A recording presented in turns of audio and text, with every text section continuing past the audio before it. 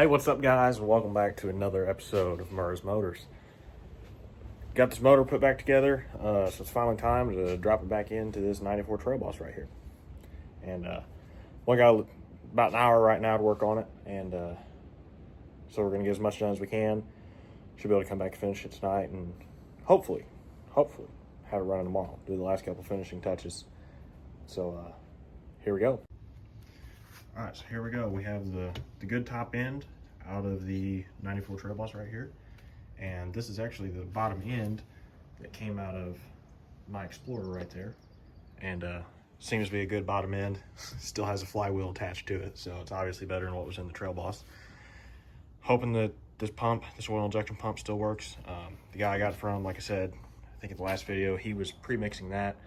The tank's gone, the lines were gone. He had a line U'd here from the inlet to the outlet, and it had oil in it, so it could keep circulating oil through the pump. So I believe it'll work. Worst comes to worst, we try to swap it out. I know these screws are probably going to want to strip and be an absolute pain, or just put a U-line on it and pre-mix it. We'll see. I'll throw some pre-mixed fuel in the tank when I go to start it until I can see that line's filling up and circulating oil in through the system. And since this is the same jug that came off the Trailboss, we still have the inlet here. Now my carb has the, make sure I'm looking at it the right way, the oil injection inlet, but we'll just put a vacuum cap on that, and that'll be all right. So first things first, we gotta put, I think the starter, we'll go ahead and put the starter on in bench. It'll be a little bit harder to wiggle it back in there, but it's a lot easier to put the starter on when it's sitting out here on a bench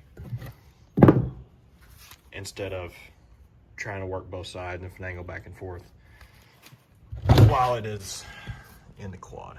Let's see if we can get this set up here. Keep you guys focused.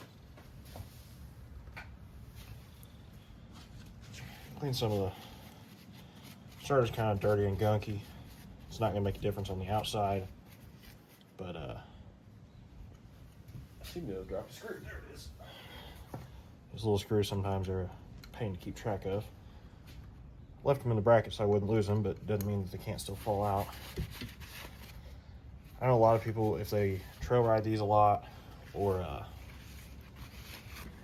deal with a lot of water, these starters are really susceptible to getting water in there. They'll RTV up all the seams and every little thing. I don't know if that really helps. Personally, I don't have a lot of experience with that because I had any of these really running for long enough to be riding them through water and all that. So I don't know how often, and I don't know if it depends if you go with an eBay starter versus a name brand starter of some sort or another. Okay. Get all my screws off here. Clean up the inside here just a little bit, mating surface.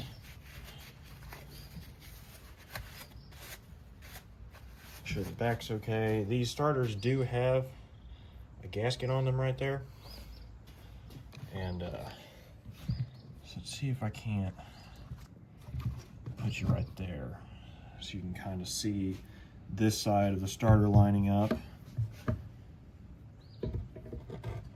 Make sure my brackets are going to line up in the back. Maybe. It's barely started thread, so that stays in. And you can kind of see the starter's got a lip on it that'll fit inside the recessed area in the case. Suck it up. Now one bolt will go in there. These are 10 mils. 10 mil heads, the other will go right there. I just realized I probably need to put the starter bid mix in here. You don't want to know how many times I've done that, because with the flywheel in, you have to take the starter back out or the flywheel off to get the Mendix in. I've made that mistake a handful of times getting in a hurry. I'm gonna reach down here and grab that.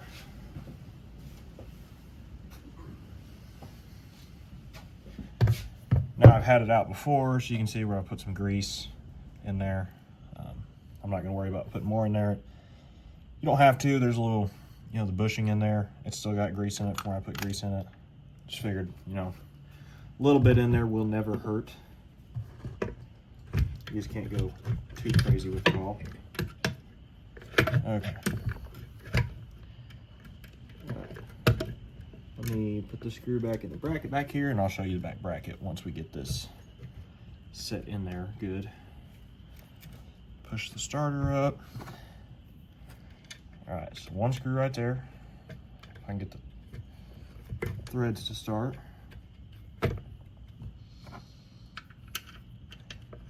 One screw right there in the bottom. Now, what you'll see is this ear right here, there's an ear on the starter. That is a real long bolt that also goes through the recoil. So you want to make sure your starter's good, all lined up and everything before you go to put that in, so your recoil will line up good. So you can get a little out. I like using, you'll see most of my tools are nothing fancy, they're Harbor Freight tools. This is a Bauer electric ratchet. It does save a lot of time though, real nice to have.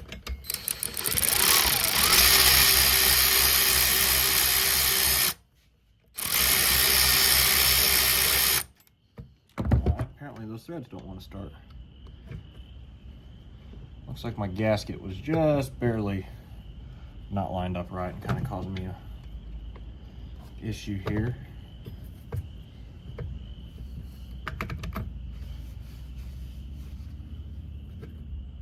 All right, that looks better.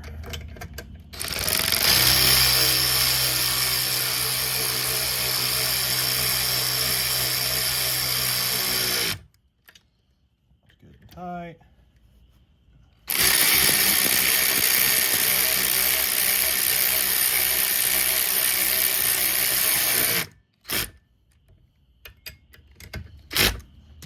All right, those are good and tight. You don't have to have a little swivel socket or a little swivel extension like that. That little wobble extension has just been very handy for just being slightly off on a lot of these little bolts, especially the recoils when you've got,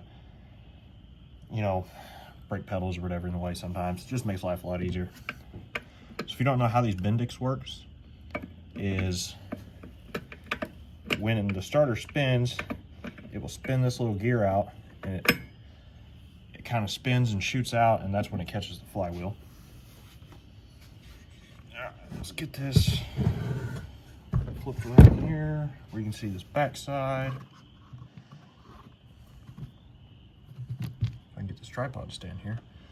So on this back side, when you go to remove the starter, if you wanted, you could just pull that one off. Since I was swapping motors anyways, this one did not have the bracket because I reused it when I did my Explorer.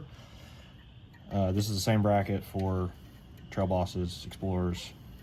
They all have the same starter bracket.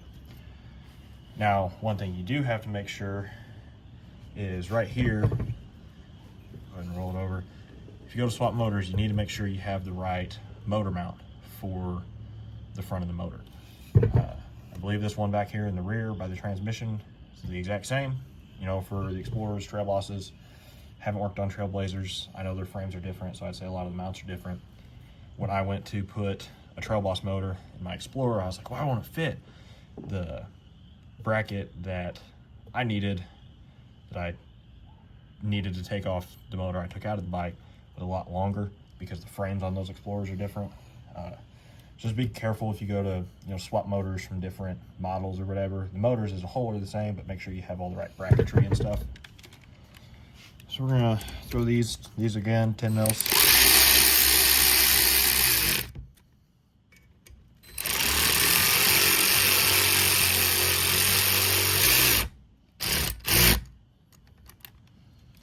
All right, I've got that on there. Go ahead, just double check. I do believe that I have, well, that intake boot gasket is okay, I know that. If I have issues later, I can always swap it out, but I'll keep my new one on hand just in case. Everything else, our crank seals on the clutch side look good. If I end up having to throw some in later, we will. It's not a huge ordeal. I'm just gonna go ahead and wait for time's sake today. This will be what our starter power wire hooks up to later when we get there. Go ahead and clean some of that junk out of there. Post is clean, so should make good connection, but we've got it out, you know.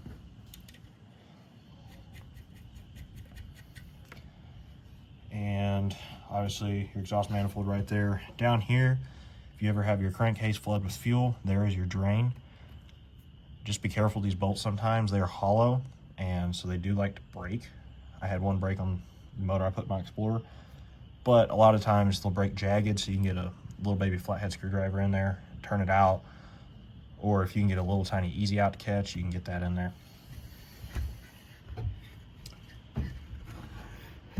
I think we are about ready to slam this dude in. I'll take you over here. That back bracket that I talked about will sit right in there. That front one I was talking about is different. Some models will come in from this way, and we got this mount on the top right there. It's kind of going to be hard to see exactly what I'm doing. I'm going to try to set the tripod up here, and so you can see me wiggle the thing in. All of the bolts that go back for all those mounts are a 14, or the nuts, I'm sorry, are a 14 millimeter kind of, they're not nylocks. I don't know what these nuts are called, but they're supposed to grab. And this one down here in the bottom, you do have to use wrench to get to. Ratcheting wrench would be awesome.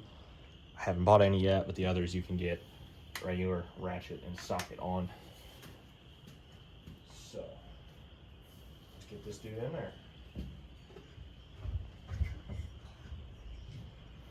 Two that I've done, I've found easier to go in from the clutch side, being the driver's side or left-hand side if you're sitting on the quad.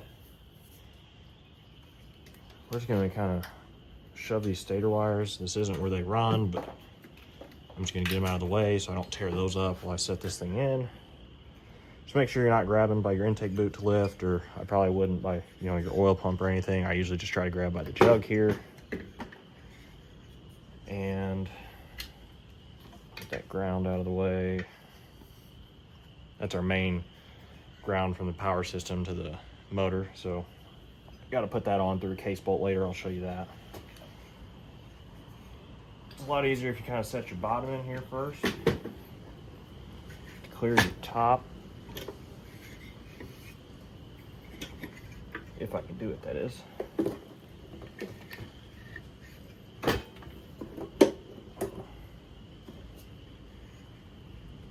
I'm gonna set this clamp out of the way. Hopefully I remember where I set that later.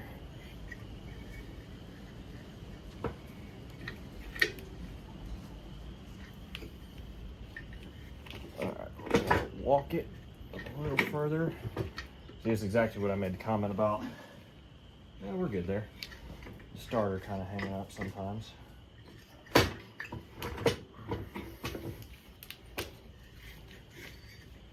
Try not to bust our spark plug off. Probably should have taken that out just to be extra careful, but all right, we're a little bit wedged. We are. Front mount's the only thing hanging up right now. This came out a lot easier, I promise. Our back mount. Okay. So we're lined up on our back mount.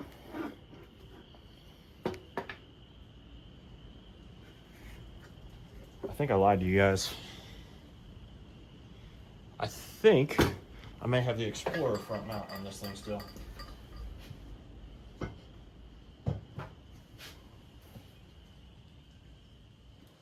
No, I believe that's the Trailboss mount. And we're kicking things.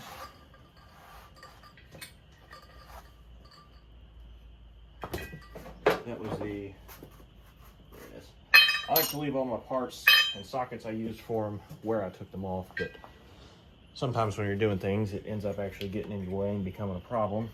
Like I just kicked the socket and bolt for the secondary clutch off. All right, we've got the front and back mount, and a little bit of wiggling. There we go. Our motor is in there.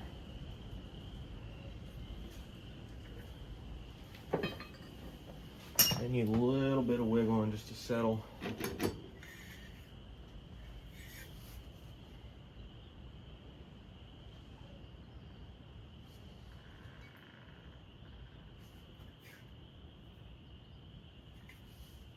I think it looks pretty good. Doesn't look like stuff's gonna be out of line or anything.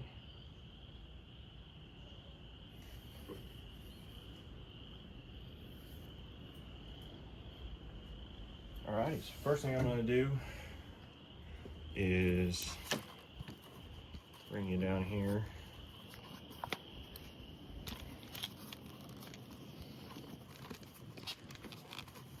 And we are going to spend, see, this is really why I kind of should have left the starter off.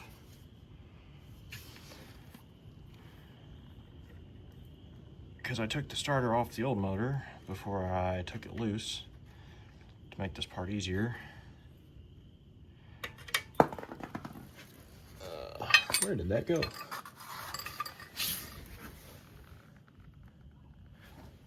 There it is. I tend to drop nuts all the time when they're important and I need them, and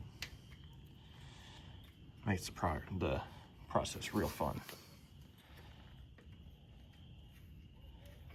There we go. Starter ear was right in the way. Had to finagle it just right to get on there. So now we are going to sit here painstakingly with a 14mm wrench, since I have not picked up any ratcheting wrenches yet. If I can do this one-handed.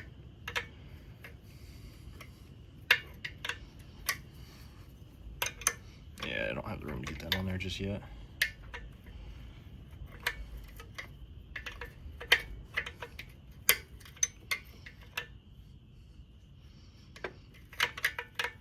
I swear this 14 fit right earlier.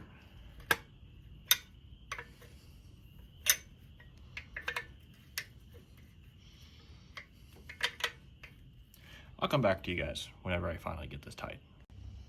All right, so that's mostly tight.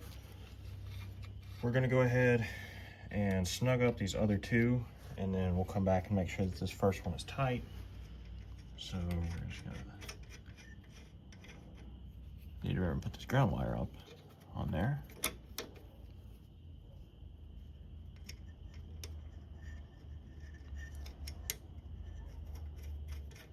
I'm not that great at this filming and working at the same time thing yet, so just give me a break in that department. Oh, and I was wrong. 15mm wrench for that. But I know I had a 14mm socket that sat down on all of these others when using a ratchet, so do with that information as you will.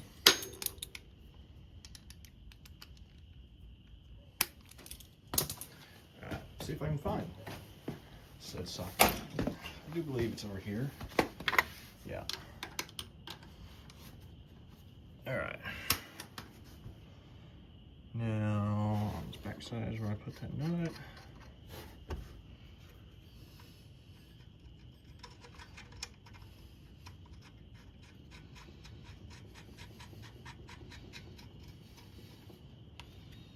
Now obviously this is not an official number, but this does have good compression.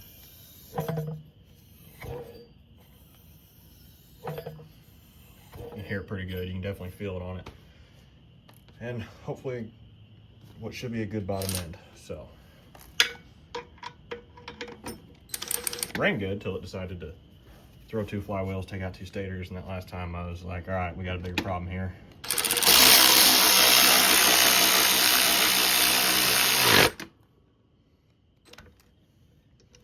say that's pretty tight.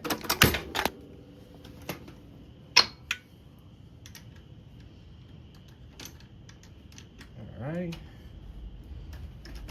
Let me just double check. I know I may just be dumb and I could not get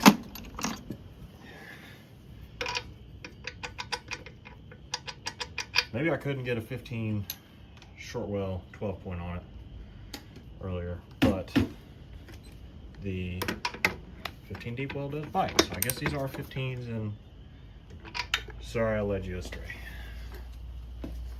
All right, let's come back around this side and tighten this top dude up.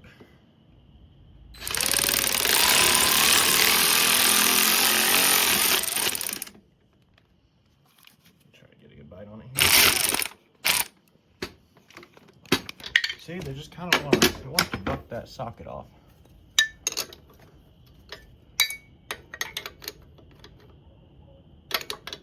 Well, that one may be a 14. And this can vary from, ouch, quad to quad. And it depends how many times it's been apart, who's worked on it. I try not to lose things, try to put the right things back to the best of my ability. That's pretty snug. So, double check this bottom one more time. And we got a little more out of it. I try to do things right, or as right as I know how to do them. To me, that's important when doing these things, especially when they're going to be things that I'm later going to resell. And yeah, I don't know. That's just kind of my personal thing on these. I'd rather take the extra time and do it right, try to find the right hardware, than end up making a mess out of it and looking like this thing looked when I got it. And so we're gonna come right here. I need to put that ground on. Sorry. This ground mounts in that case bolt right there. And I think it's either an 11 or a 13. That would be a 13, which, how about that? I left laying right in front of me, because I knew I'd need it over here. Need a head-mounted GoPro. That would make this job, or filming this job, so much easier. All right, let me grab an extension before I end up rounding this thing off or busting my hand to pieces.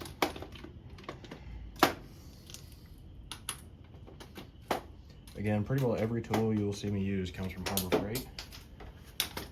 Just lost that socket because I didn't lock it.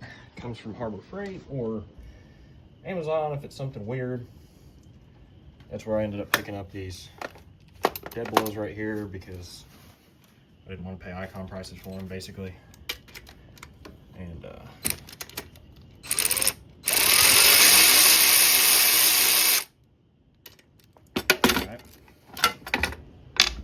maybe that's a 12. How about it? When you leave a pile of sockets laying for yourself, sometimes it makes life a little bit harder.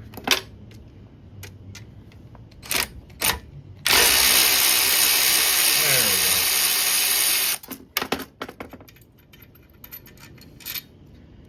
Alright, we're gonna run that through this ground. And there you go. There's your main quote unquote harness ground. This is your main battery ground, and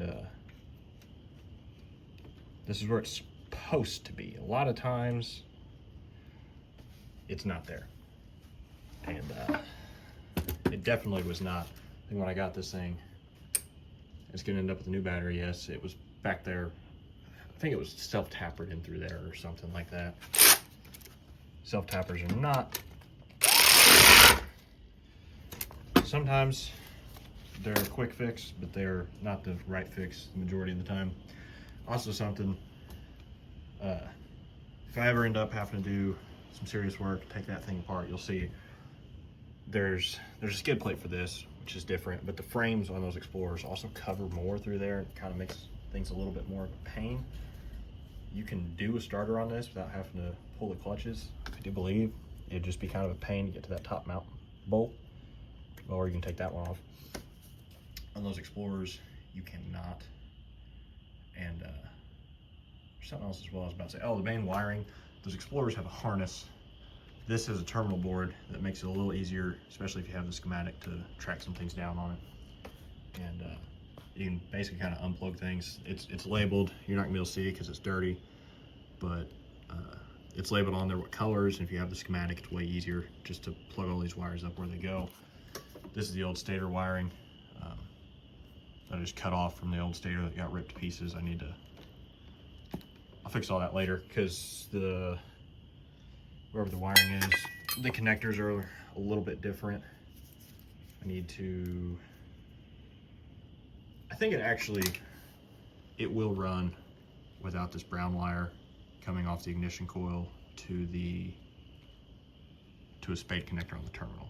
But it's the right way to do it. I'm gonna do it. The little soldering pin I had is junk and completely fell apart the other day, and so we are going to, that's not right. I'm not sure what happened there. Maybe the heat shrink just got hot at some point when it got melted on there, but yeah, I'm probably just gonna splice it because that's what I have at the moment. I've heard mixed reviews, especially in automotive things. A lot of people say, you know, big rattly things, you know, solder will crack at some point. I'm sure if you do it right, it'll be just fine. Splices don't always have the best history. A good heat shrink goes a long way. Not submerging the thing in water goes a long way. It's just kind of up to how you want to do it. You know, I hear a lot of things going back and forth about solder versus butt splices, and I'm probably just going to splice it, but it can always be cut back out and soldered later on if somebody wanted to do that, or if there was an issue with it. If I had an issue with it, you know, it's probably what I would do. But I don't figure there will be an issue for quite a long time with it, as long as it's not submerged underwater. So, see, what is the next step that I want to start working on here? I kind of just like to, if I can, throw one whole side back together and do it that way. Again, you'll see I have a whole bunch of pieces laying under here and the stuff to put it back together and all of that. And I think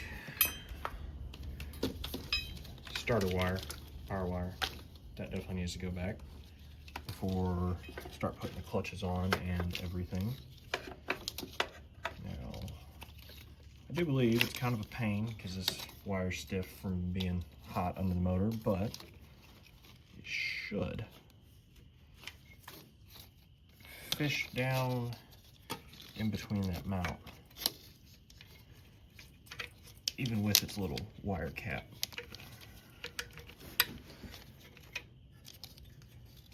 And it'll come under here. I'm gonna run it under the starter.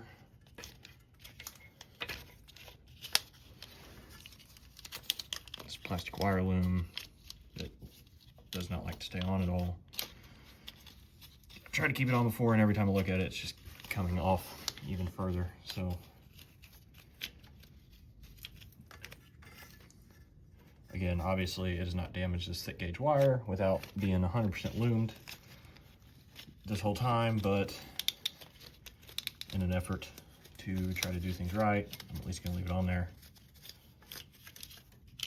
Quite honestly, if it was my quad, probably would have just got irritated right then and ripped it off.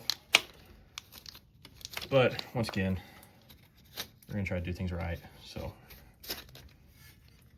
All right. And this, I'm gonna try to set the camera up.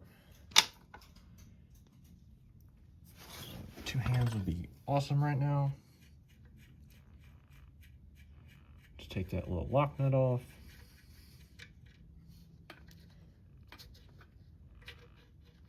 Pop that bad boy on there. The battery is disconnected. been disconnected for months, honestly. So, or I guess weeks, but a month or two now.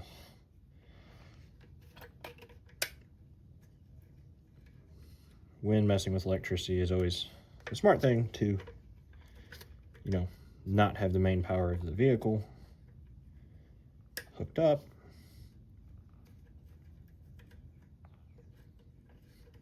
There we go. I was trying not to cross thread it. And somewhere around here is my 10mm. I'm not gonna run this down super hard just to snug it.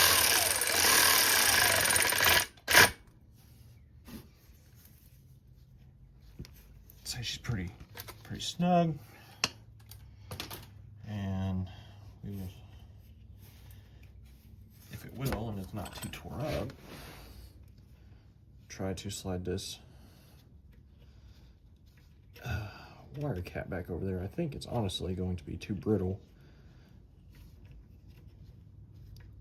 to move. Yeah, that thing slid off forever ago, and that collar on it is way too brittle and will not stretch to go over that terminal to cover that. And I do not have any of those on hand. Okay, I guess while we're over here, we are going to go ahead and put that clamp that I forgot about earlier, or said I shouldn't lose. We're gonna slide that dude back on there.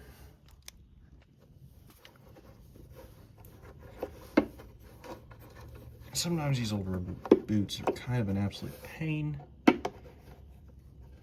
especially like airbox boots when you're trying to shove it on way down in there around the carb. And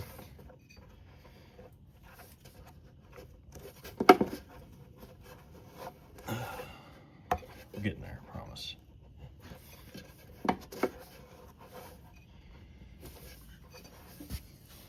And again, if you're somebody watching this, done this before, I'm sure you could put this motor in a lot quicker than I can. But for somebody who's not done it before, I've only done it twice. You know, it takes a little bit. I kind of did it by figuring it out, but you know, why not make a video, show people how to do it? Generally, obviously it varies model to model. Maybe yours has a ton of aftermarket stuff on it. It's kind of more stuff to take off. You know, that would differ things a little, but in general, here is what the purpose is. And because I had to do it, so why not make a video on it? So, and if you're somebody that's done a lot of this stuff over and over and over and over, see something I did wrong, see something that you think I could do differently that would make my life easier, somebody else's life easier, drop a comment. Do something today that makes tomorrow better than yesterday. Learning is one of those big things. So that's on there good and snug. We're going to put, let's see if I can kind of zoom this out, this piece back up in here. These two screws right here on this plate take a T25 Torx bit. And these two screws, this kind of, your fuel tank rests on it, and it protects a bunch of the cables and stuff that ride in there. Even on this one, some of them were ran under it, some of them ran over it.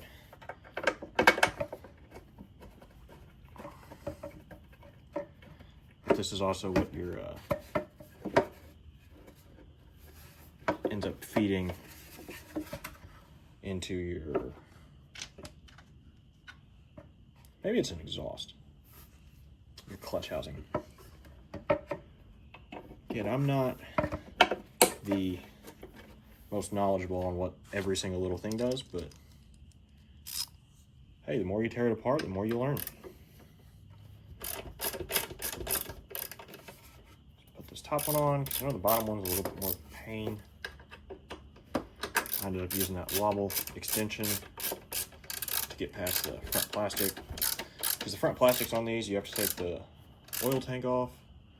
Now I'm just gonna snug that. I don't want to go cracking plastics because this is all plastic right here.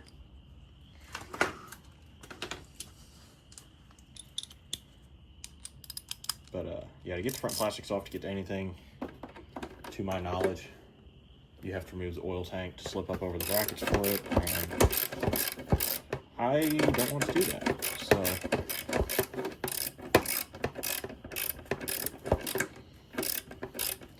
which, before I have to get my fuel tank on and everything, I do have to run a new line to the oiler. The old one's really brittle and dry, and there's a lot of people out there that debate automatic oilers on these. From what I have been told, very, very, very, very, very rarely do they actually fail. And if they do, very rarely is it actually a mechanical fault. Typically, it is somebody shoves a branch up through there and, you know, knocks off that little tiny line that actually feeds into the throat of the intake, or in the later models, the carburetor. You know, shove something up through there, knock it off, run it dry, go messing with it, and mess the oil flow up. Don't have the line bled out. I mean, there's a million different things that could be user error that causes them to fail. But typically, at least on these Polarises, it's mechanical, driven by the crankshaft. Very, very, very rarely does the mechanical portion of it actually fail. And all right, I think I'm gonna go ahead and put this back clutch cover on while we're over here on this side. You'll hear me throwing tools in that bucket all day. I keep pretty well. Since I've been working on 3 of these, all the tools needed to tear apart one of these in one bucket. So, let's see. All right, so these clutch covers have this main backer plate. And then there's this metal ring which sits in that little silicone piece. And this lip of this backer plate sits in that groove right there. So it's kind of however you want to put it in. I'm going to put this main backer plate on first. And then I'll put that little silicone piece in. And it's got these 3, probably flip my stator wires to the other side. These 3 11mm bolts is what hold that in, and they've got a crush washer and then this little rubber or plastic washer, whatever it is, to fit in there. And originally these bolts were Loctited. I haven't been putting new Loctite in on them, but I've also had this cover off this thing probably 4 times now. There's also, I leave this on there so I don't lose it. This will go on top of this plastic cover on that secondary clutch shaft behind the secondary clutch. I don't know if all machines have this little spacer washer. This one at least does, so I keep it there. I'm gonna set that with the secondary clutch. Don't let me lose that. Let's see if I can do this one-handed without losing too many pieces. All right. Let's set you down here. See if I can. And get this little dude. See, there already went a bolt.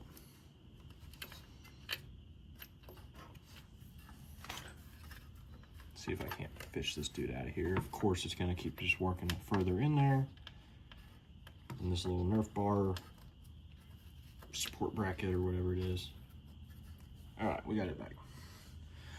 So I usually just try to kind of look over the top, make sure I got my height right, and there went my other bolt. Sometimes it's easier to use the extension, kind of. There we go. Oh no, there went both the bolts. Okay. apparently this one was not threaded.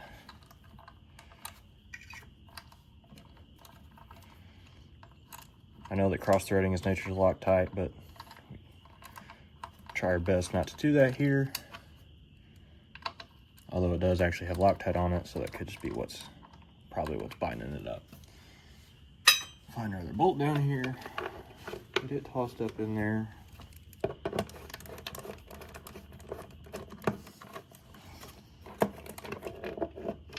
Apparently it doesn't want to catch either. There we go, I think we got it.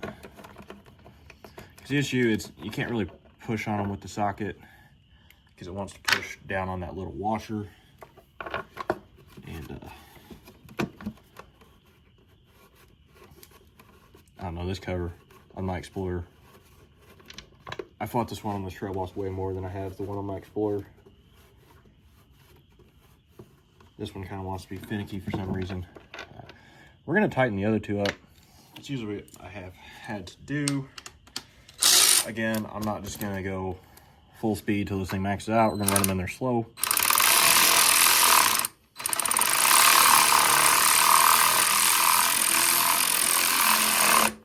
Because we're screwing a plastic cover down. It doesn't need to be crazy.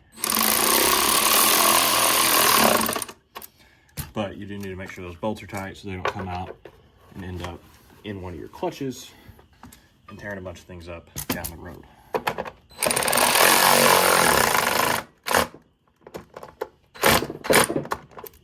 All right, that should be buzzed on there pretty all right. Now, the fun part, we got these 4 little Phillips screws. And if you're really not careful, they're easy to strip out. Some of them I think may have had Loctite from the factory. And that's what holds this metal ring on. But we're gonna put this, that was just a socket. We're gonna get this rubber or silicone, whatever you want to call it, dust shield in there first. I probably could have put it on the cover while it was out and then stuffed it in. I was trying to remember how I did it last time and thought I did it this way. I'm kind of starting to think that I didn't, but we are almost in there. All right, that's in there good. So now this only lines up one way. These holes only line up one particular way, and I don't know if there's a mark on it or you just kind of, I've always just spun it till you get it. Take these 4 little screws.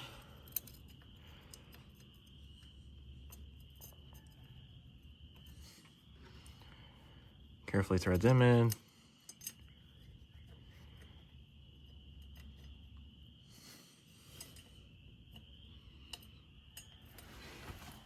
Should have a screwdriver sitting around here somewhere.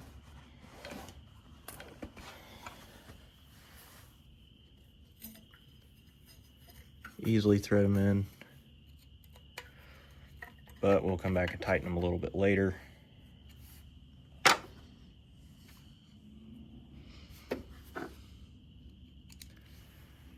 These are, I believe, the same screws as like what holds your stator in on the other side. They look to be pretty well the same size and everything. Stator screws are longer.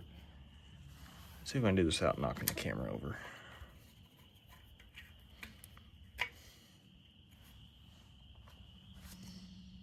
All right, what I'm gonna do is take a 1/4-inch ratchet, 1/4-inch socket, and a big thick Phillips bit so that it doesn't strip these out, and tighten these dudes up.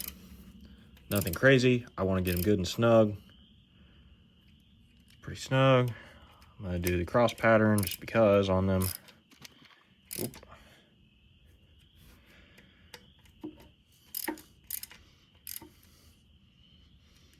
This is how I do the stator screws too, which, you know, I was worried that that's what ended up coming loose and letting the stator get in the flywheel on this the last time. Because right after I got it, the first night we got it running, threw flywheel magnets, took out the stator. So did it again. I was like, man, was it my fault? it caught the stator somehow from the crank being off balance, and it actually twisted it and ripped the screws out of the bottom end block. You can see where they're bent and got the thread strip to pull them out. So I'm not sure what went wrong on that bottom end that used to be in this bike, but something definitely did that is no bueno. So where I put, here we go, the case for our little Phillips bit here. All right, so those are snug. Now, you zoom in here, there's tabs that are supposed to keep those screws from walking out. Now, honestly, I don't think I knocked them down on my bike. Or I do believe I did, just not very far. And so I'm just gonna take a screwdriver because they're kind of a pain to open up sometimes, mostly the bottom one. So I'm just gonna take it and tap it. I'm not gonna beat the whole entire thing flat and completely smush that screw, but I wanna get it where it is over the screw and keep it from backing out if it did decide to start backing out. I'll move the camera real quick. And this one right here is kind of a pain because you can't really get an angle to knock a blade under it to open it up. So if there's any I knocked down less, it's definitely that one. So there's still a gap to get in, but it would retain, even though they're little short screws, it would retain the screw from walking out if for some reason it did decide to start walking out. Well, there is the clutch cover. Give me just a second to round up all my parts and we will throw the clutches back on. Okay, so here we have the primary and the secondary clutch. I always take the primary off first and then the secondary, so I put the secondary on first and the primary. It just makes it easier for getting the belt on and not rubbing the belt the wrong way. First things first, this little spacer washer that I thought I lost or put behind the clutch cover. Slide that on there. Now that shaft right there is greased up just a little bit. Actually, I don't think I put grease on it. I think it's actually just kind of oily from when the first time I had to pull this thing off, it was stuck. And somebody rattled this bolt down so hard that when I took it off this time, I smacked it and it broke out the back of this washer. When you put these on, you don't have to rattle. These secondary bolts are, honestly, I couldn't tell you the torque spec. I think they're only, it's like 40 foot-pounds or something. It's really not that much. I buzz it with a 1/2 inch impact and leave it at that. I've not had an issue with it. Certain things, like when you're actually doing clutch work, which I don't know how to do, torque's very important. There's a lot of things that torque is very important on. Some things, and it depends how particular you want to get, you can just kind of knock it with an impact and be all right. And so we're gonna toss the secondary clutch on real quick. Now, again, I wish I could have showed the teardown video for this. If you never pulled a clutch, you have to have a set of pullers. And this long one's for the secondary. No, long one's for the primary, short one's for the secondary. You can get them on eBay, Amazon, probably anywhere that sells Polaris parts. This one that I got, this little short one, was a little too long. For some reason, it was bottoming out, so I had to cut a little bit off of it. But what they do is they thread in the clutch, and then they push against the shafts to work the clutch out. And if it's stuck, don't just sit there and rattle all day, because you may tear up the end of the shaft. You know, put some pressure on it, just like a flywheel. When you go to pull it in, put some pressure on it, let it sit for a little bit, put a little bit more on it, and you know, maybe tap with the rubber mallet a little bit. I'm not gonna tell you what to do exactly if it does get stuck, because there definitely is ways you can tear these things up. And so you do have to be careful and mindful of what you are doing. But generally, they're pretty resilient. And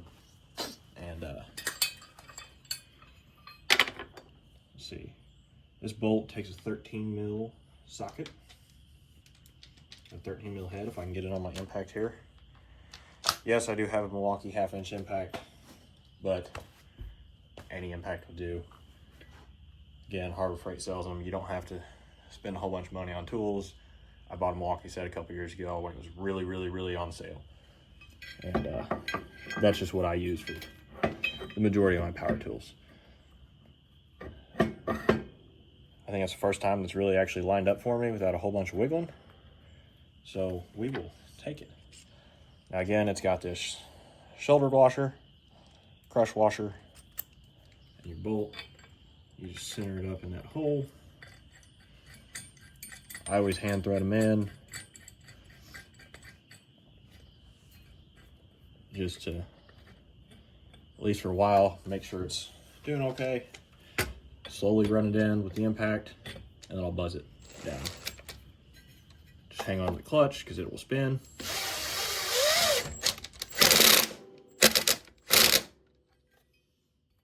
Nothing too crazy on that one.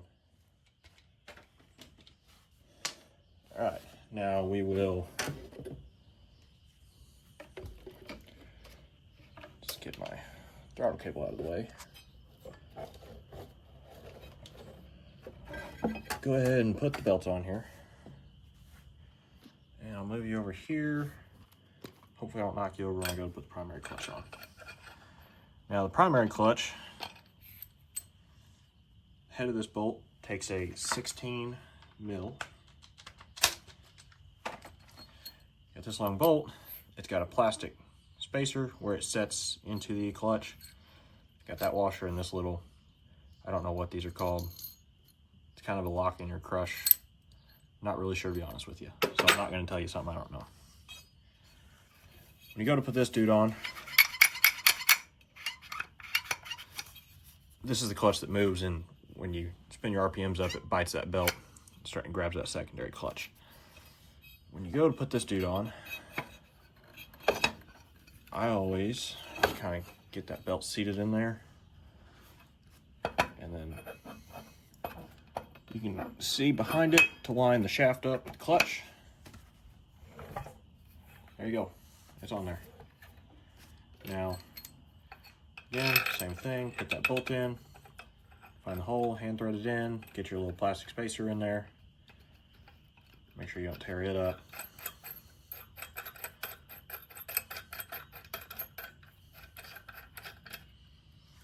Got that tight, same thing, hold your clutch. I rattled this one a bit harder.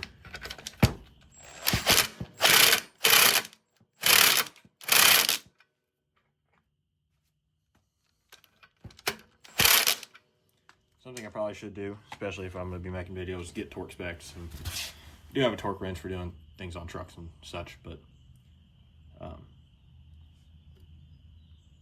honestly, I would just buzz things down because I haven't taken anything apart on the rear axle. Like when I go to do sprockets on my Explorer, I know torque probably becomes fairly important there. But a lot of things, you know, fairly close, it's not going to come loose. It just really depends what it is. I'm not going to tell somebody how to do it. It just kind of depends on, you know, how strict do you want to be on your own build. So, should be done with that. Now we are good to put our clutch cover on. So this clutch cover in particular uses Phillips screws, or these Phillips bolts, and these clips. Mine on my Explorer is a bunch of 10 mil drywall looking kind of screws that grab the plastic, but these have little rib nuts in them, which, as you can see, at some point have froze up, has been cut around. It's not exactly the right way to do things, but I've pulled and pulled and pulled on it, cannot get it out. I probably, you know, could have hacked it off with the wafer wheel, but I don't want to end up melting that whole corner of the clutch cover, because if you're going to come into contact with water, that's going to be a corner that stuff's kind of going to get thrown off of that. So again, you can just double check that stuff's spinning all right here, that your belt is kind of hard to tell. Everything's lined up. Alrighty. So this is pretty simple. If I can get it on here. Sometimes you gotta go and kind of work it around to get the seal lined up right. The seal on this side and the seal on that corner. Let's see if I can't sit you down while I kind of wiggle and try to get it lined up right.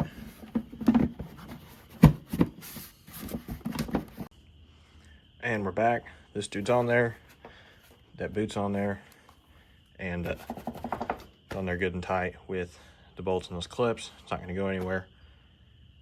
And I have other things I have to go do right now, but I will be back. It'll just be a couple seconds for you guys when I come back and we start to go finish up putting together the other side, get the oil system rerun, fuel system rerun, carburetor thrown on, and should be good to go after that, at least for a test run.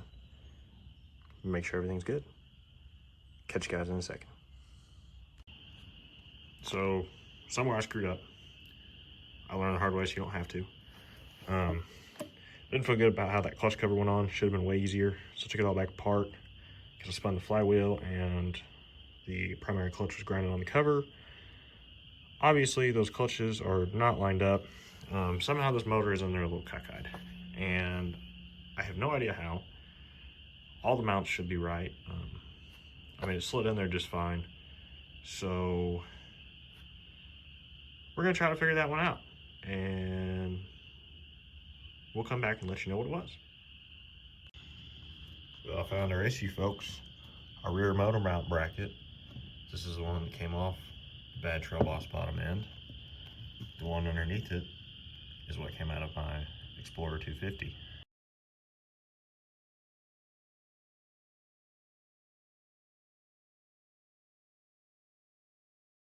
I made a mistake thinking, oh, they're the exact same.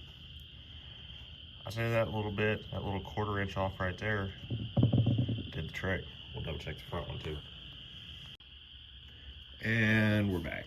I went ahead and swapped out the front just because, but it was the same bracket. It was fine. It did come off the same year run of Trailboss. Just went ahead and swapped it out just because. Bolts on these front motor mounts, 14mm bolts. Get this thing spun around carefully with one hand. The bolts on this back, same thing, 14mm bolts. There's a crush washer behind them all. Make sure not to lose that, it's kind of important so those don't rattle loose. And we should be good now. I also went ahead, there's a spacer washer sitting right there that obviously has been there a while, but I do not believe it's supposed to be there. So we went ahead and pulled that dude out, and we're gonna throw this thing back in there and see how she fits. There we go. That's more better. Let me learn the hard way so you guys can learn the easy way. And we're back. So real quick, I had the clutch cover on. Somebody told me the measurement to check this, and it's a good thing to know. So from the end of your crankshaft to your input shaft on your transmission, that measurement should be 9 7/8 inches to 10 1/8 inch. And so you know you got your alignment properly, and we're right at 9 7/8. I already had the clutches on, but measured from back here on the center of the clutch to the center of this clutch, and right at 9 7/8. Something good to know, you know, something from now on, if I put a motor in or have it out, I'll check, you know, as soon as I get it in, just double check I don't do what I did yesterday, get all the way out to the clutches, you know. And part of that goes back to, you know, just double checking your work as I go through.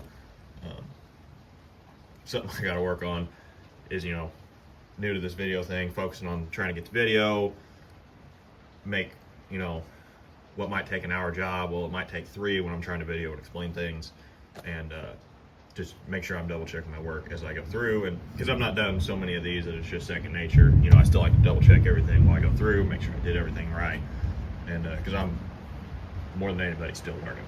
And thankfully I've got guys that have been putting these together for longer than I've been alive, nearly, you know, helping me out, giving me information, advice, and that sort of thing.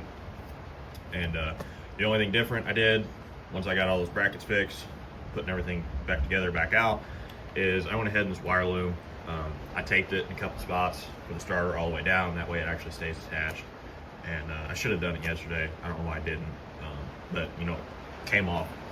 When I had to pull it all back out, so I went ahead and taped that up all the way down. Every couple inches or so, especially toward the bottom, wrapping around the starter where it really wanted to split off. You know, taped her in there, and now we're pretty sturdy. So I'll get this clutch cover thrown back on, and we'll go over to the flywheel side. You know, some people have shot cats, but I got my buddy David in here, the shop crustacean, to help put this recoil cover on. Well, David decided to go back out and play in the thunderstorm, but his friend Robert really wanted to come help hand me bolts. So his recoil cover's real easy to put on. It's just a bunch of 10mm bolts that go in there. So when you go to put this recoil on, you need to make sure your Bendix is not, if I can get it to pop out now, make sure it's not hanging out too far. Make sure it's snapped back into the starter, and it will sit in that bushing right there. There's an alignment dowel pin there, and there in the case for the pin, there, and down here on the motor. So all you have to do is, I'm not used to doing this one-handed, make sure it lines up good. Seat snaps in with your Bendix down there. There you go. This is good recoil. I just need to figure out if I need to take it apart, clean it, or put a little more preload on it, or send it off to be repaired.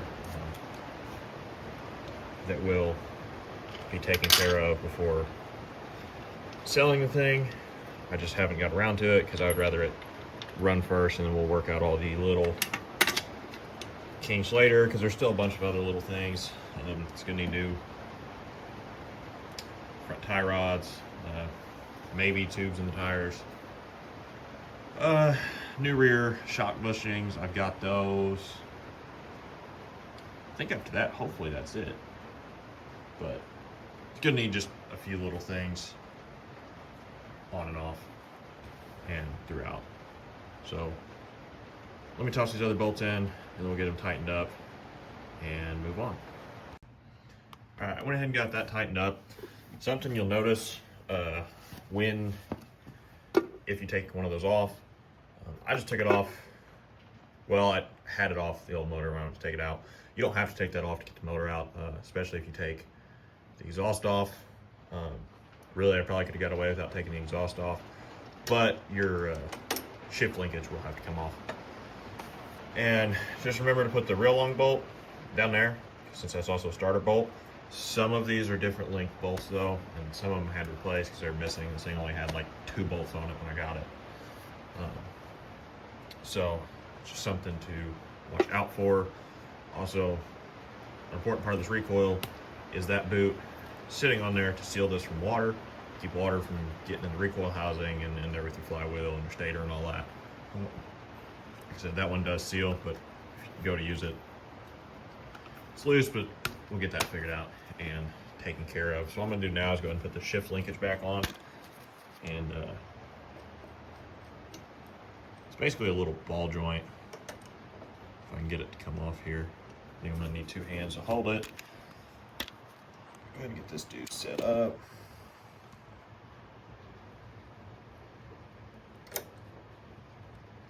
Like I said about liking to keep my tools where I use them, I put that little, just went ahead and put that wrench on the shaft there. So all this does is just press down in there and tighten this up on it. Now I believe that this 8mm was for that, to keep it from spinning. There's a little flat spot on there. Be careful not to shred that boot to pieces. This nut's a little 10mm.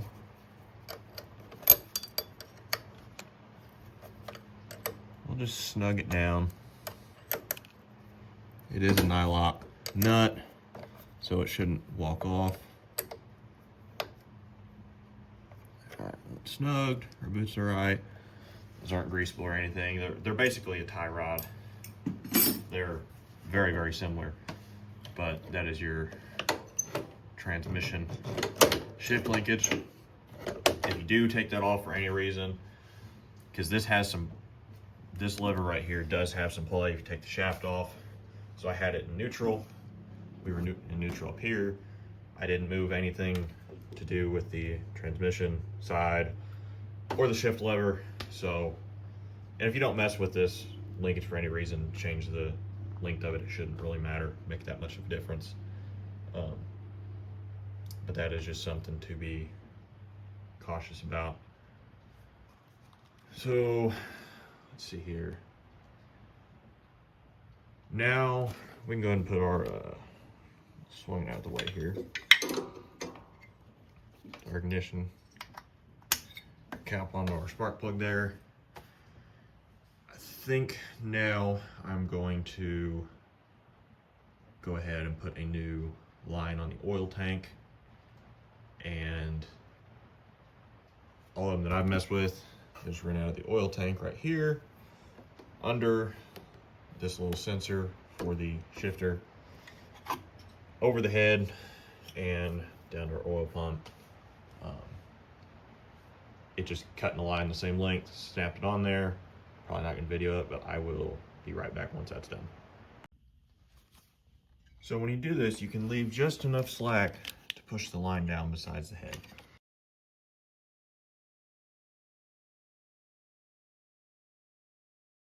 Now these oil injection pumps do have a bleeder screw for the pump on them, but it's kind of hard to bleed the whole line through this. So what we can do by doing this is you drop all the line low, and when you first hook this thing up, hook it there and it starts flowing oil, it's gonna put a giant air pocket in it.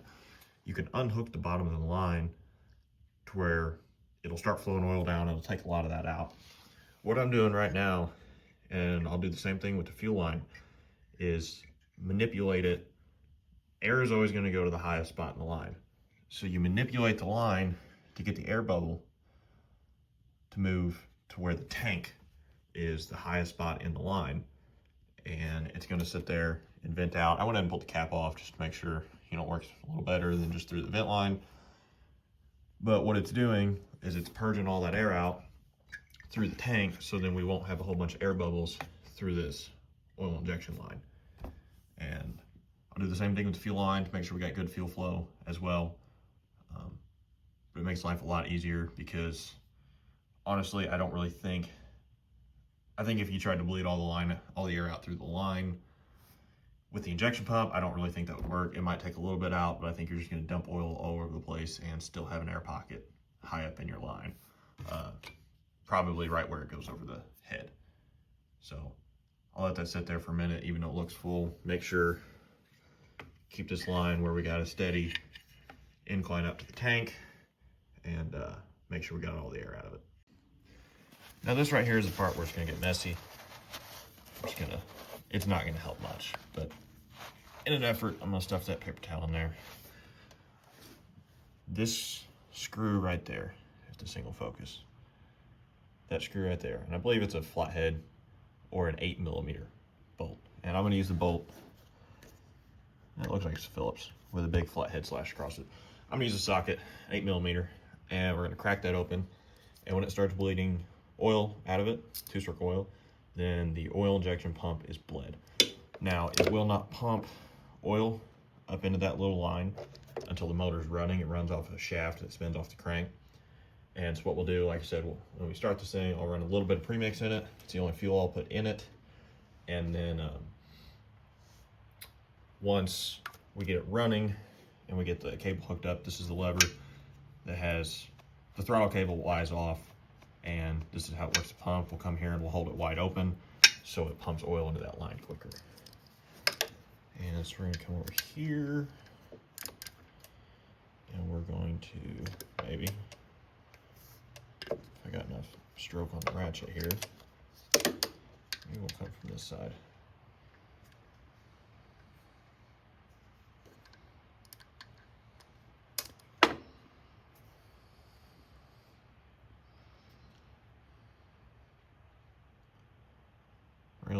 for just a second, make a mess.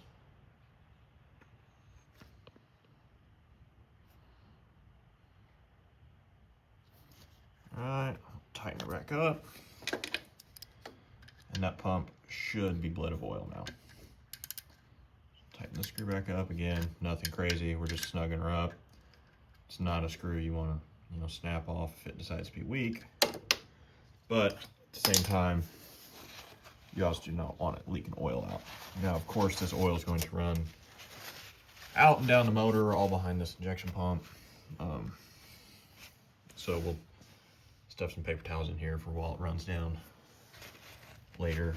And so we're getting real close. What I'm going to do next is go and get all the new jets thrown in the carb. I will video it at some point. I need to do an actual carb rebuild video, taking it out of the machine, the cables and everything. But just like putting the motor in, it'll be the exact opposite. Sometimes these choke blenders can get stuck in there. A lot of times what you can do, you can see how there's kind of a slit in the top of it. I had one get stuck. Sprayed a little PB blaster down in there. Let it sit for a while and managed to, the spring was really bad and rotted anyways. So I got in there with a little flathead screwdriver and was able to wiggle it and turn it until it finally popped out. But we will go get all the new stuff thrown in that carb and so we'll be right back. We don't have that much left. Got to get the carb thrown on, the exhaust thrown on, new fuel line ran, fuel tank in, and that will be enough to simply just see if it runs there. And plastics and all that stuff aren't going to get thrown on this thing for a while because I still have to, they need to be off to get that done. Those shock bushings and random things. That exhaust heat shield will get put on. We can go ahead and put that, as long as I have all the hardware, because I picked this brake cover up later. This thing didn't have one, so I picked it up separately. But if we have all the hardware to make that work, we'll go ahead and get that put on. I think there's supposed to be some kind of rib nut or something in there, so I may not have a nut that fits that. Well, actually, it looks like it threads through that bar right there. We will find out when we get there, but let's go get that car put together. All right, so I went ahead, I don't remember if I said I was gonna show it. I went ahead and just put all the new stuff in the carb. It was already tore out of the machine. Everything was already out of the carb, so I wasn't gonna make a very good video showing how to take it apart. Sometimes, like the pin for the float arm can kind of be a booger or something, so I went ahead and just did it. Went ahead and slapped it in. So one of these days I'll do a good video on how to take one out of the machine and rebuild it. I need to, we need to hook the oil injection line up, hook the stator up, get a fuel line and fuel tank on it, and I think we are good to test run it. So, see if I can set this somewhere where I'll be able to see what's going on. Really don't think I will. This is kind of something that's a little bit harder to show. So, how this works down in here. Let's see if I can get a light on it. We've got the cable for the oil injection, and it's linked up with the throttle so that when you actuate the throttle, it actuates that for your oil flow. So what you have to do is you'll kind of slide that little hammer pin in there, and then I'm really bad at videoing and trying to show this at the same time. I apologize. You slide that pin in that little hole. Then you kind of have to take your finger or screwdriver carefully, because it's only a piece of wire or braided wire. Slide that wire in that little notch, and it'll come up and be in that slit. It'll focus. There we go. Maybe you can see that notch a little bit better. And then it's hooked up. And then you will slide that area in that little bracket. And when I did it, I just loosened this bottom nut so that the top nut stayed the same, so that the flow rate should be the same. So let's see if I can do this one-handed. All right, next up, we're gonna put the exhaust back on. It's not that hard, but sometimes it can be a pain. Just depends how worn in your, I won't say wore out, depends how wore in your springs are that hold the exhaust on. And try to get this wrapped together, put together, and then we just gotta get our fuel tank and fuel line and the stator hooked up, and should be able to see if she runs. I know as this has gone on, of course this video has been over the course of 2 days. I've had to run all over the place. It's probably feeling rushed because I leave tomorrow. I'm not gonna work on it tomorrow, but I want to see it run tonight. So, and I need to get better about not rambling and showing you what I'm gonna do, everything you need. If it's a real simple thing, kind of cut through it instead of rambling while I'm doing that sort of thing. Now the exhaust, so here is the bend that goes on our exhaust manifold right there. And right, you probably can't really see it. Shove the camera in here. See if I can get it in there. So right here, next to your bolts, there's one on each side. Take these springs and you'll loop them in there. And then you come out here on the exhaust side and you just hook the other side. For those against manifold, I like putting the long side against the manifold because you can grab it a little bit easier. So I'm not going to show me struggling.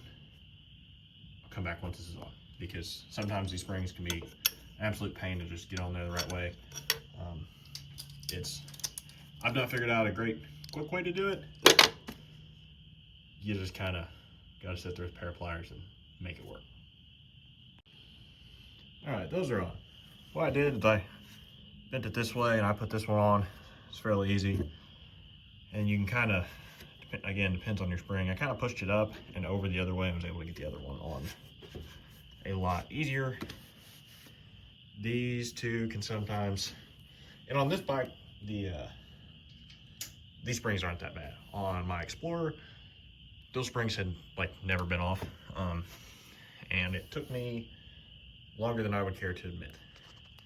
So now with the main muffler and everything, that is your back fender plastic support, and the muffler will slide up under here, and it's got like a carriage bolt that comes up through here, and then it's the plastic support.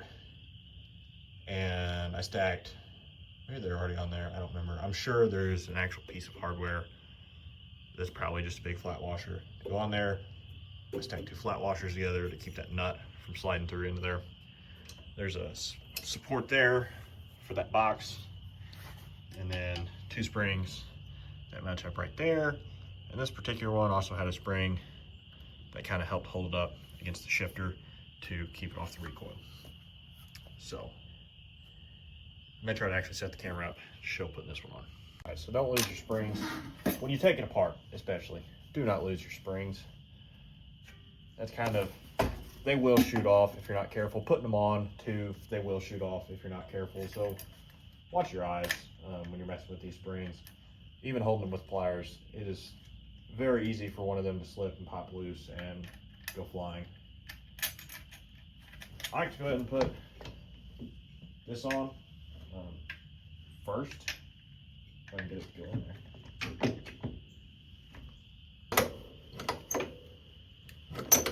All right, our exhaust is not hitting our shift rod. And now we have to, you can see these are off, kind of orient these. And you can kind of tell when this is sitting the way it needs to be against the manifold, because the motor's in there at an angle. Kind of work those two in there together.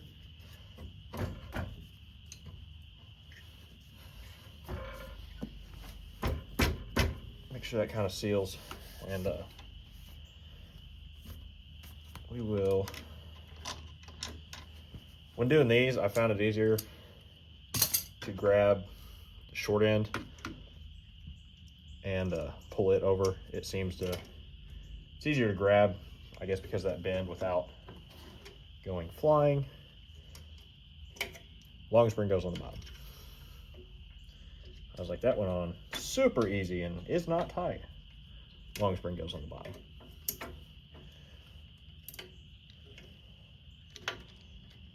Which again, it is important. And once you've done it, you can kind of figure it out, but the less you've done it, I'd say the more important it is to really keep track of where everything came from and where it goes. So you're not doing what I've had to do sometimes and posting on Facebook the picture of this part and go, where does this thing go? And everyone taking a stab at, you know, where this random piece goes. And see, sometimes these are just kind of a nuisance. Now we're on there. I'll flip this the other direction. Take it down to its home, maybe.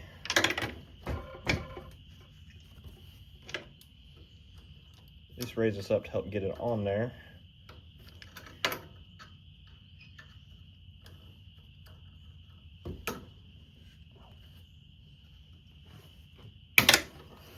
Maybe.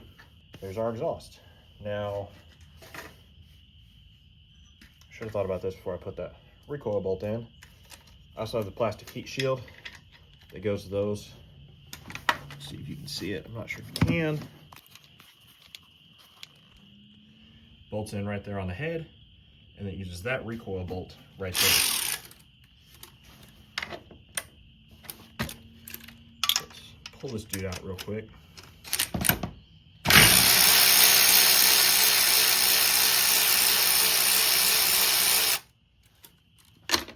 Okay, these are all 10 mils.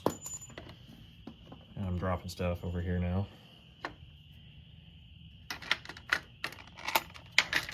Let's see if I can set you up again so that I'm not dropping hardware absolutely everywhere.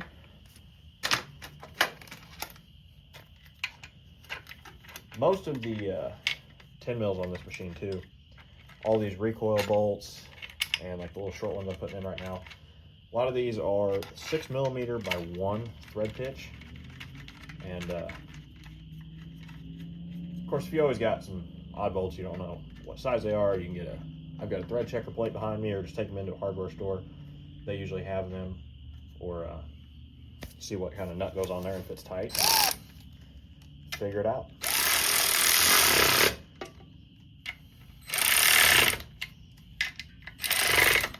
Yeah, and that's just, it's either hard plastic or like a aluminum or barely stamped steel kind of heat shield. So there we go. Now I'm going to go over and we're going to check out our stator here. So we've got this 3-prong plug. It's real easy. Plugs in right there, goes your CDI box.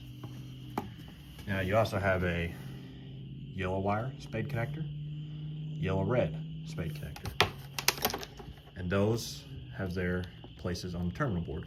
I realize that splice, why it looks so bad, is when the wires got sucked into the flywheel and into the crankcase, it pulled that wire actually out and stretched that splice is what happened. Because I had cut these wires before I ever tried to pull that motor because they were yanked so tight against the frame there. This brown wire, it just needs to be grounded. When I did this the first time, there was no bolt close enough for me to get to. I could not run it to, I believe on my Explorer, this is grounded to the ignition coil, actually. But this one actually had a ratty self-tapper in there in the first place. I replaced it with a new one.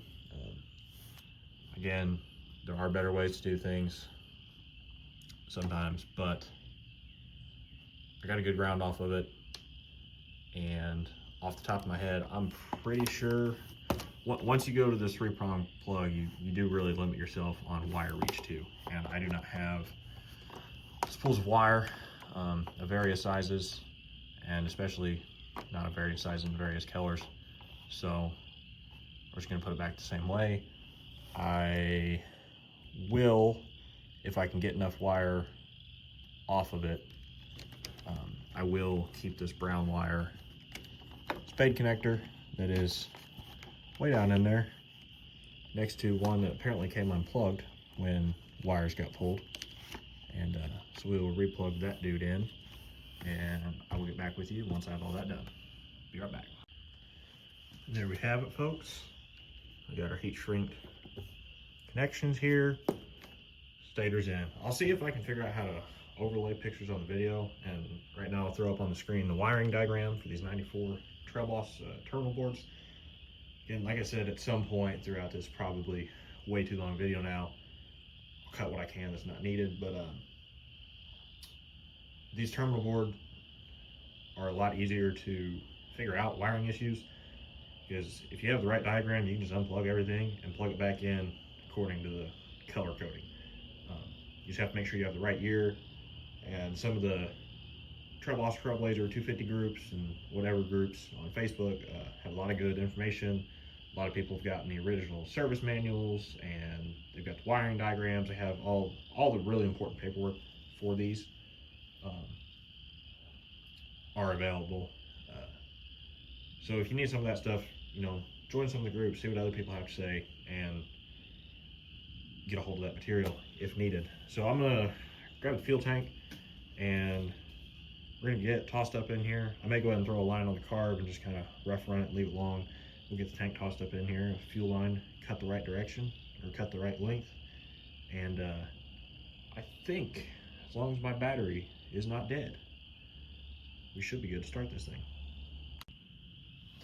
All right, let's get this tank thrown up in there. So these tanks have these tabs on the front, and oh, the camera's not what I thought it was. Those tabs, and I don't know if you'll really be able to see, right there is one where it slides through, and there's another one over here on the other side. I think you can see that. You got to make sure when you're setting it in there that you don't catch the petcock or fuel lines off this little plastic right there that kind of helps hold the tank. It's not as big of a deal, obviously, when you don't have fuel lines hooked to it. When you got fuel lines that have fuel and you're trying not to make a complete and total mess, it's kind of important. I always try to get the petcock past that plastic first, and then we'll work her in there from there. You have to have this ignition plate. At least every time I've done it, this plate with the choke and the key ignition, take it loose and be able to slide this tank under it. We are a little bit hung up. Make sure we're not going to turn our petcock on and dump fuel everywhere. And there we go. I went ahead real quick, tossed on the fuel tank mounts and plastic brackets. But all in all, for the most part, there's how you put a motor. A 1994 Polaris Trailboss. I would imagine the Blazers are very similar, a little bit different. The Explorer 250s, pretty much the same thing. I'm not going to take it all the way to putting plastics on, because they're going to have to come right back off. You know, I got to do rear shock bushings. I need to get the right vacuum line wise for the carburetor, vents, and overflow drain, and a few just little odds and ends before, make sure things will run good, and just make sure we're good and set before I put this thing out there. There's still a lot of work, and we're gonna see right here real quick if this battery's got any charge, if I can put a jump box on it and start this thing and let it run, make sure everything's good. You know, if so, I'll put a little clip of it running, maybe driving a little bit, attach to the end of this video. Once again, thanks for watching, guys. I'm gonna try to trim this video down. I'm sure it's gonna be real long.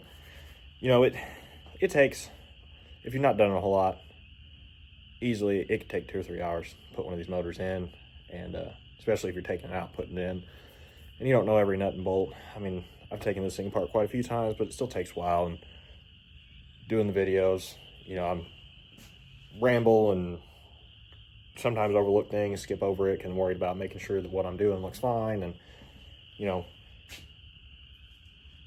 it happens. Got to get used to it, and we'll make it through this together. Obviously, every time you take something apart, you learn something. And with those motor mounts, I learned something the hard way. And had to take it all back apart, but at least I didn't start it up, you know, with them clutches misaligned. Who knows, probably could have just shredded the belt. Sounded terrible, rubbed through the clutch cover, but, you know, it would have tore stuff up, and that's more money. I've already got more money into this thing than I would like, especially with it throwing 2 flywheels, you know, a brand new flywheel for one of these, $200. And unfortunately, when I go to sell it, I'm probably going to have to list it for more than I'd like. And, you know, maybe after seeing everything that's been done to it, somebody's willing to pay for it. I mean, there shouldn't be a single thing wrong with it, hardly, by the time I'm done with it. And obviously, it's not the prettiest thing. You know, the front bumper's bent. It's run into some stuff. It's fairly old. I mean, it's a 94. You know, it's 30 years old, 32 years old. So it has seen better days, but mechanically, it should be pretty solid by the time I'm done with it. And yeah, thanks for watching. Follow along in the process, put motor in one of these things. Hopefully, if you're watching to learn, you learn something. Hopefully, if you're just watching to watch, you had a decent watch. And, you know, if you're somebody that's done this time and time and time again, if you saw something you think I did wrong or think I could do better or think I should do different, let me know. You know, the moment you decide to stop learning, sit down, unpack your bags. You're going to be there for a while. The day you decide to quit learning, everything's going to go stale, you know. And, you know, even if it's, you know, I think you did this, and this wrong, and you look like an idiot, you know. Happens. And I'm sure I do look like an idiot fumbling around with this camera, trying to figure out how to talk and do this at the same time when I'm still trying to figure out how to work on these things. But, you know, everybody's been there. Everybody's done that. When you learn something, if you say you haven't, then you're lying. And, yeah. You know, drop a like, drop a comment, drop a correction. And, as always, thanks for watching. Well, folks, she runs. I think we need a new throttle cable. Seems to kind of be sticking on full RPMs, just like my Explorer. So when I get back, that'll be one of the things that were in the whole parts list.